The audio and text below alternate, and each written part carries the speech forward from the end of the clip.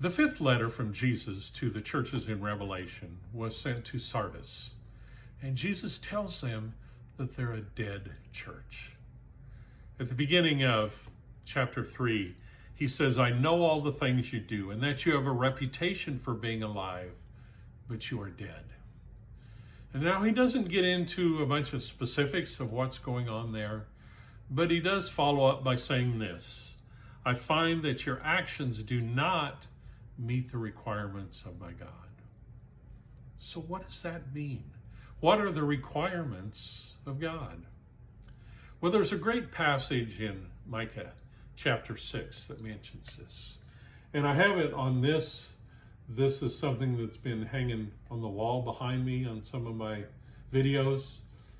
This is Micah 6:8. It says, He has shown you, O man, what is good, and what does the Lord require of you? But to act justly, to love mercy, and to walk humbly with your God. Now, when we look further at Micah chapter 6, we can see more of what this means, because God begins by reminding the people of things that he's done. And he says, remember that you may know the righteous acts of the Lord. And the term remember here is having such a real picture of what's going on, that it's not just something way in the past, but it's real, of God being righteous and faithful. And then it goes into some possible things that they could do in response to that.